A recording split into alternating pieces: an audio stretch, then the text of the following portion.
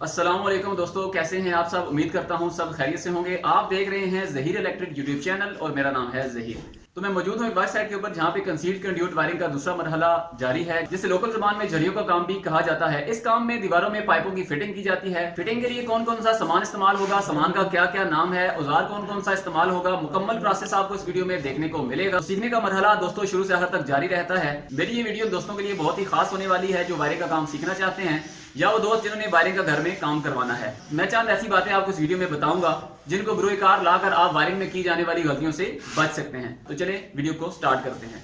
तो सामान में सबसे पहले हमारे पास एक मेन डिस्ट्रीब्यूशन बोर्ड है जिसका इंतखाब आप ब्रेकर के हिसाब से करेंगे। जितने आपको ब्रेकर चाहिए उसके हिसाब से आपने मार्केट में से मेन डिस्ट्रीब्यूशन बोर्ड जो है आपने ख़रीद लेना है। 2 अदद स्विच बोर्ड हैं। ये जो स्विच बोर्ड है इसको हम 6x3 का स्विच बोर्ड कहते हैं। ज़्यादा स्विच और सॉकेट लगाने हो तो बड़ा स्विच बोर्ड इस्तेमाल किया जाएगा। अगर थोड़े स्विच और सॉकेट लगाने हो तो छोटा स्विच बोर्ड इस्तेमाल करेंगे। इसको हम 3x3 का स्विच बोर्ड कहते हैं। तो फिटिंग के लिए हमारे पास 2 अदद पाइप होते हैं। पाइपों के 2 टुकड़े मैंने काट लिए हैं। एक पाइप का टुकड़ा 1.25 इंच का है और एक इंच का है। पाइपों की जो एक्चुअल लंबाई होती है वो 10 फीट के बराबर होती है। पाइपों का एस्टिमेट आपने लोकेशन को देखकर लगाना है और उसके हिसाब से पाइप मंगवा लेने हैं। उसके बाद हमारे पास 2 अदद पाइप बैंड हैं। जहाँ पर पाइपों को मोड़ना हो वहाँ पर बैंड का इस्तेमाल किया जाता है। एक पाइप बैंड 1.25 इंच का है और एक पाइप बैंड 1 इंच का है। मार्केट में ये बैंड आपको दर्जन के हिसाब से मिलेंगे। फिर मेरे पास ये 2 अदद सॉकेटें हैं। एक सॉकेट 1.25 इंच के पाइप के लिए है और एक सॉकेट 1 इंच के पाइप के लिए है। जहाँ पर पाइपों को जोड़ लगाना हो वहाँ पर सॉकेट का इस्तेमाल किया जाता है। ये भी आपको दर्जन के हिसाब से मिलेंगी। ये मेरे पास 2 अदद जो है जंक्शन बॉक्स हैं। इनको हम जोड़ लगाने के लिए भी इस्तेमाल करते हैं और इनको हम होल्डर लगाने के लिए भी इस्तेमाल करते हैं। ये दीवार में लगाए जाते हैं। इनको दीवार डब्बी कहते हैं। एक 1.25 इंच की है और एक इंच की है। आपने एस्टिमेट लगाकर उसके हिसाब से मंगवा लेनी है।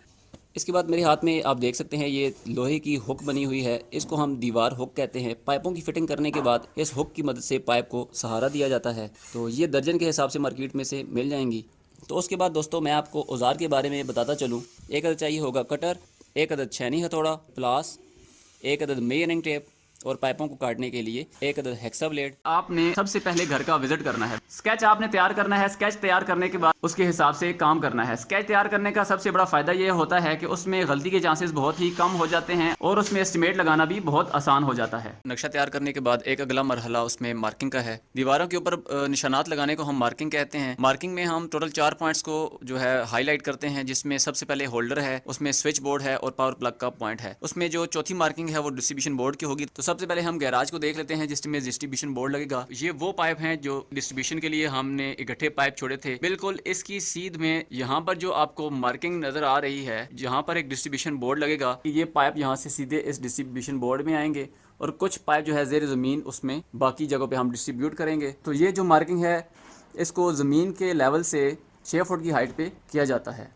उसके बाद हम होल्डर की मार्किंग को देख लेते हैं। छत से 2 फुट जगह छोड़कर लैंप की जगह बनाते हैं और ज़मीन के लेवल से हम 2 फुट का निशान छोड़कर एक लाइट बोर्ड देते हैं और स्विच बोर्ड को हम 5 फुट की हाइट के ऊपर रखते हैं। पूरे घर में जो मार्किंग होगी वो सिर्फ लैंप की और स्विचेस की होगी। इस दीवार पे जो हम मार्किंग करेंगे इसके हिसाब से ही हम बाकी दीवारों पे भी मार्किंग करेंगे। दोस्तों जब आपने लैंप होल्डर का निशान लगाना है तो इस चीज को मद्देनजर रखना है कि उस कमरे में सीलिंग का काम होगा या नहीं। अगर तो सीलिंग का काम नहीं होगा तो छत से 1.5 फुट की हाइट छोड़कर आपने लैंप होल्डर का निशान लगाना है। अगर उस कमरे में सीलिंग होनी है तो 2 फुट के ऊपर आपने निशान लगाना है। ग्राइंडर चलाते वक्त दोस्तों आपने देखा होगा कि बहुत ज्यादा मिट्टी उड़ती है जिसकी वजह से गले में खराश होती है और साथ काम करने वाले शख्स को भी तकलीफ का सामना करना पड़ता है। उसका हल ये है कि आप जिस दीवार पर कटिंग करने वाले हों अच्छी तरह उस दीवार पर पहले पानी फेंक लें, फिर उसमें आप कटिंग करें। तो जरी लगाने के बाद सबसे पहले आपने इस एक्स्ट्रा पाइप को जो है वो प्लास की मदद से निकालना है। पाइप का टुकड़ा निकालने के बाद आपने इस एक्स्ट्रा टेप को भी निकाल लेना है।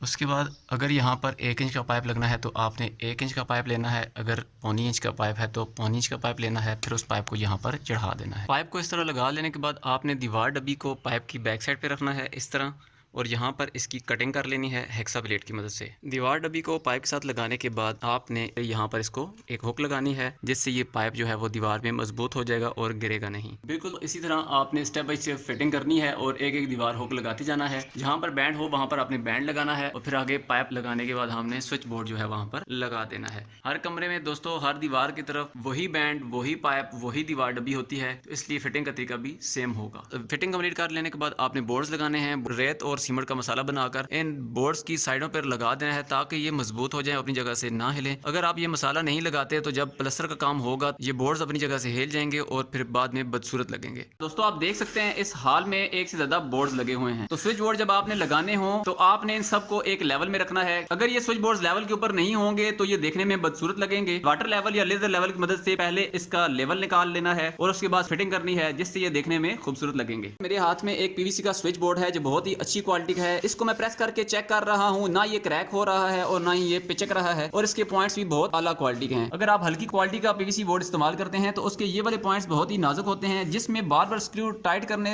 या खोलने से ये वाले पॉइंट्स टूट जाते हैं और फिर शीट उसके ऊपर नहीं ठहरती, तो फिर आपको ये मुकम्मल बोर्ड चेंज करना पड़ता है। बिल्कुल इसी तरह आपने जब भी पीवीसी का बोर्ड इस्तेमाल करना है तो एक अच्छी क्वालिटी का पीवीसी बोर्ड का इंतखाब करना है ताकि बाद में आपको परेशानी का सामना ना हो। दो बोर्ड्स के दरमियान में एक पीवीसी का ज्वाइंट इस्तेमाल किया गया है। पीवीसी का ज्वाइंट इस्तेमाल करने का सबसे बड़ा फायदा यह है कि ये दोनों बोर्ड्स आपस में लेवल में लगते हैं कि इसको फिट करने में बहुत ही आसानी होती है। हर कमरे में जहां पर आप दो बोर्ड्स के दरमियान ज्वाइंट लगाते हैं तो दो बोर्ड्स के दरमियान जो फासला है ये बिल्कुल बराबर रहता है। अक्सर इलेक्ट्रीशियन दोनों बोर्ड्स के दरमियान में एक पाइप का टुकड़ा इस्तेमाल करते हैं, जिससे वो बोर्ड्स लेवल में भी नहीं होते और वो पाइप का टुकड़ा बाद में निकल भी जाता है। और ये दो बोर्ड्स हैं, इनके दरमियान जो गैप है हर कमरे में अलग अलग होता है, जो देखने में बहुत ही बदसूरत लगता है। जब आपने टेलीफोन या केबल की तारें डालनी हो तो आप उनको नॉर्मल वायरिंग के साथ छतों से या दीवारों से गुजार कर नहीं लेके आएंगे, बल्कि उसके लिए आप जमीन के अंदर पाइपिंग करेंगे। ये जो 3 पाइप आपको नजर आ रहे हैं ये टीवी केबल के लिए हमने बिछाए हैं। यहाँ पर अब अंडरग्राउंड पाइपिंग होगी जिसके अंदर हम केबल की तारें डालेंगे। इनको हम अलग डालेंगे ताकि फ्रिक्वेंसी इंटरफेरेंस ना हो।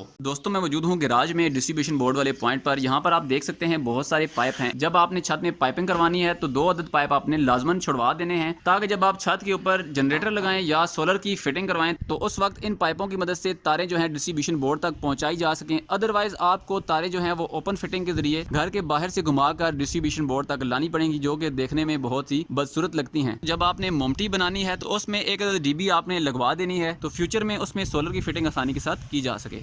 सबसे आखिरी और अहम बात, टीवी लॉन्च में एक अदद एलईडी का पॉइंट है। बिल्कुल इसी तरह हर कमरे में एक अदद एलईडी का पॉइंट निकाला जाता है। एलईडी का पॉइंट निकालते वक्त आपने किबला डायरेक्शन को जो है वो मद्देनजर रखना है, ताकि जब बेड लगे तो बेड के सर वाली साइड पे वो एलईडी का पॉइंट ना बन जाए। तो पहले आप किबला डायरेक्शन को देखें कि इस रूम की किबला डायरेक्शन कौन सी है। किबला डायरेक्शन जिस तरफ होगी उस तरफ बेड की सर वाली साइड होगी और पांव वाली साइड पे आपने एलईडी का पॉइंट निकाल देना है, ताकि बाद में किसी किस्म की परेशानी ना हो। मेरी वीडियो आपको कैसी लगी ये मुझे कमेंट्स में जरूर बताइएगा। अगर आपको मेरी वीडियो पसंद आई हो तो लाइक कीजिए, शेयर कीजिए। नए आने वाले दोस्तों से गुजारिश है कि चैनल को सब्सक्राइब कर दें और साथ बेल आइकन के बटन को प्रेस करना मत भूलिएगा, ताकि आपको ऐसी मजीद इन्फॉर्मेटिव वीडियोस मिलती रहें। तो मिलते हैं नेक्स्ट किसी वीडियो में, तब तक के लिए अपना बहुत सा ख्याल रखिएगा। अल्लाह हाफिज।